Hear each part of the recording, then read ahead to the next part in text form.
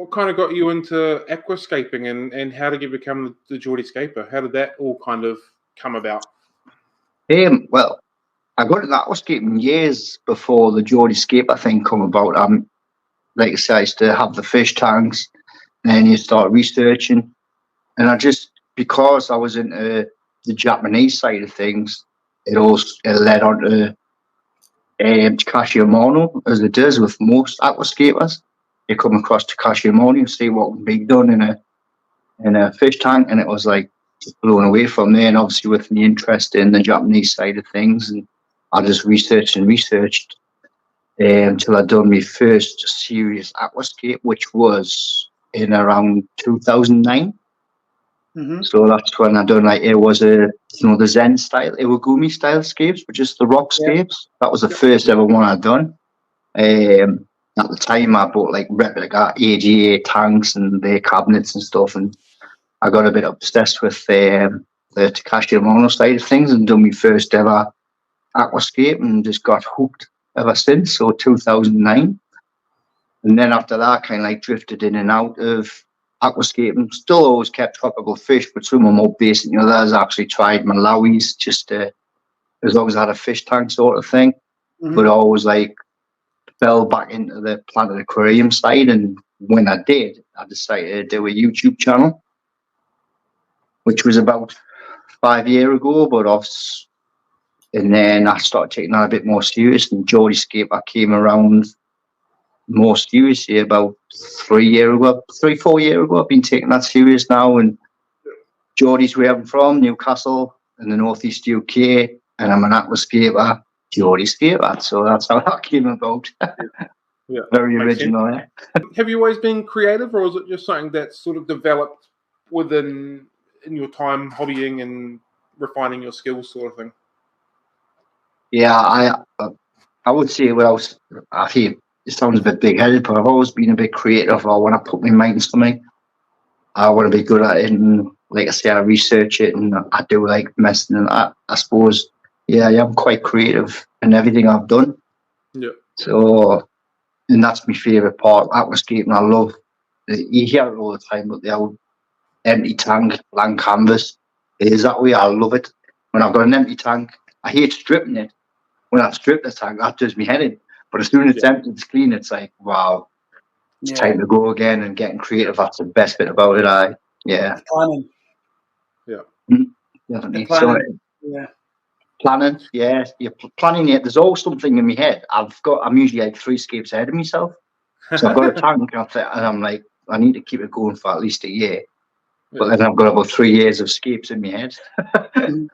So what's your process?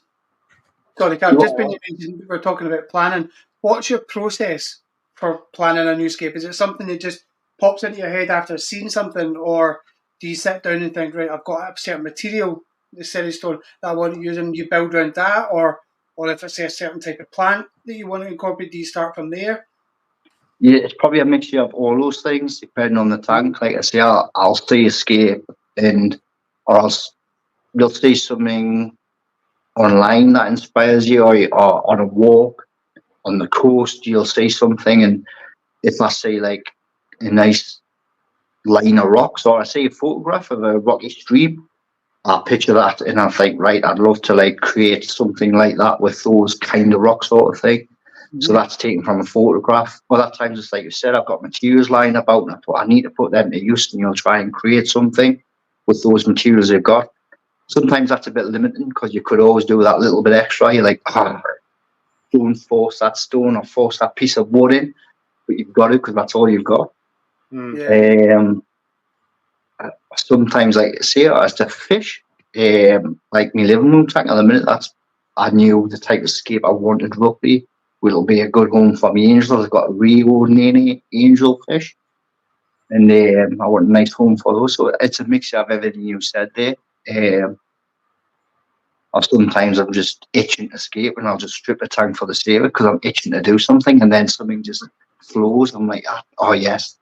And that flow, the word flow, it's something that pops up quite often when we're talking to aquascapers or anybody. And it was something, McColdy, he actually used that quite a lot, that phrase, when I used to talked to him a lot, and he said he would get in the flow. Mhm. And when he was in the flow, it was when he was lying in the water filming fish for maybe an hour, 2 hours. He would forget about the time and he would be in the flow.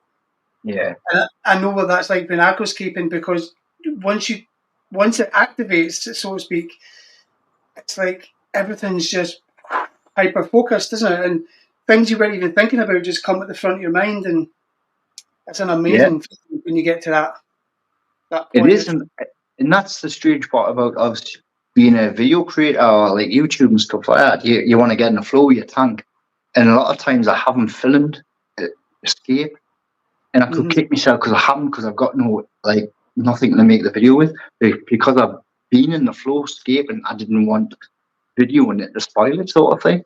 But that's silly, because that's the main thing. I want to be a decent YouTuber and show my audience how I'm escaping these tanks. But it's one thing I've got to learn. It's like keep the camera there all the time, just film and still getting your flow, instead of go, oh, stop that, that wasn't good enough, or this wasn't good enough. Don't worry about the video, just let the video go and stick in your flow. The reason I mentioned flow and escape is because you get in the flow of actually escaping, but then you want to create a good flow within the aquascape. So that's why you hear that a lot about the flow. It's because the shape of the wood's got to flow with the eyes. It's, you know what I mean? There's all that sort of thing. So I suppose that's a good way of putting it. I should have wrote that down. When you're in the flow, you've got to create a flow. You just discussed that you are a Seachem ambassador. How did that come to be, and what does that mean? Well, there's a shop, aquascaping specialist store here in the UK called Horizon Aquatics, which is in the northeast UK, and they had set up shop. And when I went to see them, got get to know them and stuff, they obviously been in the game for years, since they were kids. James and Nicole, who are a couple who own Horizon Aquatics, and I was just getting on my YouTube, so we kind of got to know each other, and it was crazy. I always remember this conversation. We're standing in there, near the display, the Seachem display, and me and James were talking. James went, I had never considered sponsorship going for a Seachem. I was like, wow, Seachem, no chance. But it would be great, but nah, I'm too little for that. But anyways, I think James had spoke to different reps, mainly ELF. You mentioned ELF? Yeah. ELF are the distributors here in the UK for Seachem. And I got a phone call saying they would like to sponsor a tank. So give us the equipment for the tank, the ferts, the soils, that sort of thing. So I was like, wow, yeah, that'll be great. And then I had a video call a few weeks after that, initially saying, look, we're thinking about starting an ambassador program, and we'd like you to be the first. And I was like, what?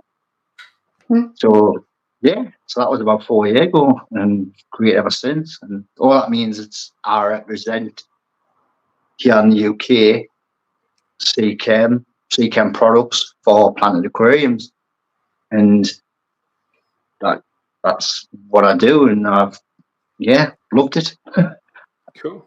Yeah, I just promote Seachem, but obviously you don't want to do it in a sales pitch way. I'll only use what I generally think work, and I've got my own dosing routine with Seachem products, and hand on heart, can't fault them. Some people think they're over complex, the Flourish range, but when you look at it and explain it how things work in the Planet Aquarium, it's not as daunting as people think, because everyone wants an all-in-one.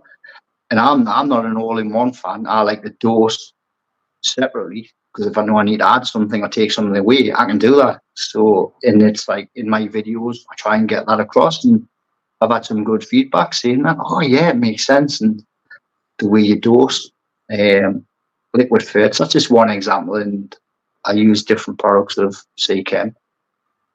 So being an ambassador, just obviously hoping I'm representing what I think is an amazing brand. I've used Seachem for years, way before I was an ambassador for Seachem, and do believe in them. I think they're quality products. That's how that come about. So just a video call saying, "Would you like to be our first ambassador?" So I was like, "Nah, no chance." Nah, I was blown away, and still totally like it's an honour. It's great, love it. A little old me, it's like wow. Yeah. Are you the only UK ambassador, or is there a couple of them hanging around now? I think I'm the only UK ambassador. I'm not 100% sure if there's someone in the Salt game or Reef game who's an ambassador. I'm 100% sure yet, but I think at the minute I'm the only UK one. But they've got some huge ambassadors, you know. You've got Aquarium Info, Jamie. She's like one of the biggest fish keeping YouTubers there is. Yeah, huge. You talk about, I think, 4 or 5 million subscribers, which is wow. Yeah, but it was strange when I was in Dallas. I was there, so I've got like 10,000 subscribers. Little old planted aquarium, Mark, Geordie, Scaper there doing aquascaping, and then you've got Kev, Caveman Aquatics, and you've got Jamie. They're like superstars. People asking for photographs with them. Little kids with Jamie and then crying and that. Oh, and then there's me going, "Hey, all right." But they were lovely as well, though. Both Kev and Jamie, lovely people, and obviously meeting them was just great in itself. But yeah, the Seachem certainly got a brilliant reputation. Like with the way it's going, I think the ambassador program's just going to get better and better for them. Cool. And they haven't got loads of ambassadors. I think in a way that's good. That's better. Yeah, it works better. Yeah, so I think in certain areas they'll concentrate on certain areas. Obviously, that's a good thing. So you've got your monster fish keepers, which is huge in America. Aquascaping, you've got myself in the UK, but obviously my biggest audience on YouTube is America. To be honest. Why with this accent? I don't know. But yeah, it's probably the accent is doing it. Even the subtitles don't understand my accent. I feel you. I feel you big time with that one. But yeah, I'm not just saying that. They're a brilliant company, family run, brilliant, and the opportunities they give me is just amazing in quite a short space of time. So yeah, I'm thankful and definitely. Hopefully, it continues to grow then, and it can benefit the community a lot longer as well. Yeah, well, that's it. I've seen just before we came on live here to Cam about. I just got a really good feeling about this year, and this is the year I know which direction I'm going with YouTube and things. So make it more structured and obviously be more. I want to be like really good instructional videos where people are going to learn from the videos and get inspired by the videos, and that'll go hand in hand with promoting Seachem as well. Like I say, not in a sales pitch matter, not like, "Oh, buy this product. This is great." It's like the proof's in the pudding. It's like, I use these and this is the results I get. Yeah. Be genuine about it. So yeah.